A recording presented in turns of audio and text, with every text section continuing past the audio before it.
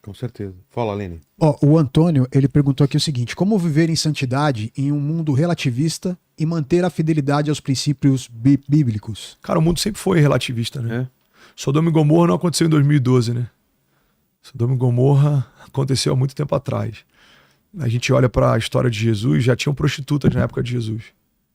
Tinham hipócritas na época de Jesus. Tinham mestres da lei e fariseus. Tinha comércio dentro da igreja no tempo de Jesus. Então, o que a gente precisa entender? Os desafios que a gente enfrenta hoje, Jesus enfrentou numa escala diferente, talvez, mas os mesmos desafios. Os mesmos desafios. Então, como Jesus se portou? A Bíblia fala que ele é a expressão do Pai, a expressão exata. Então, tudo que eu preciso entender a respeito de Deus, eu preciso olhar para Jesus. Vilela, pega isso aqui. Tudo que eu penso sobre Deus, que eu não encontro Jesus, é um pensamento equivocado que eu tenho sobre quem Deus é. Então, eu acho que Deus é alguém que está esperando ver o meu erro para me punir. Aí eu olho para Jesus, ele encontra uma mulher adúltera, se abaixa ao lugar que ela está e leva ela para o lugar que ele está. Aí ele olha para Zaqueu e fala: Zaqueu, eu quero jantar na tua casa hoje. Cara, então peraí. Quem é Jesus? Jesus é a expressão da graça. Jesus é a misericórdia de Deus. Jesus é... E eu vou botar entre duas aspas, usando licença poética. Jesus é a segunda chance de Deus para o pecador. Então, ele é a expressão exata. Agora, como que ele se porta? Ele está nesse lugar, mas esse lugar não afeta quem ele é. Ele recebe Judas com um beijo, tinha acabado de traí-lo. Não só e aí ele fala afeta, como ele afeta o lugar. Esse é o ponto. É. Judas acaba de trair Jesus e vem dar um beijo nele. Como é que Jesus recebe ele? Amigo. Com um beijo você vende o Filho do Homem. Ou seja, a falta de caráter de Judas não mudou o caráter de Jesus.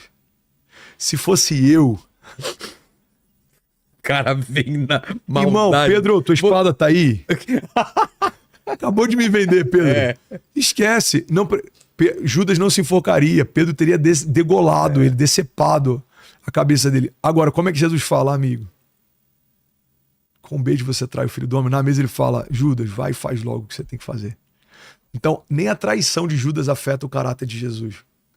Então, como que a gente se porta no meio de um mundo relativo? Não sendo relativo.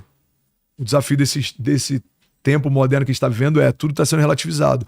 A fé é relativa, o gênero é relativo.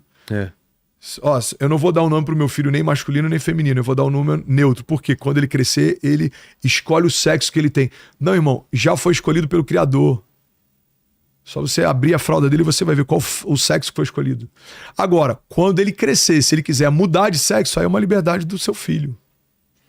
Agora, que foi estabelecido um sexo, tá no cromossomo, é genético.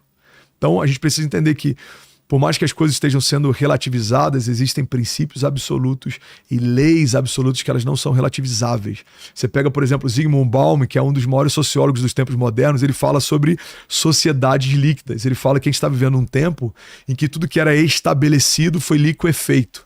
Então, relações que eram para durar para sempre duram muito pouco. Alianças que eram para durar para sempre duram muito pouco.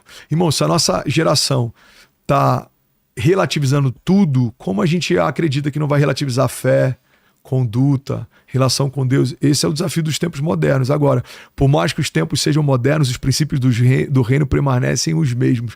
Você pode querer modernizar, você pode querer relativizar, Deus continua absoluto. O reino dele não muda. Não é relativo. Nunca foi.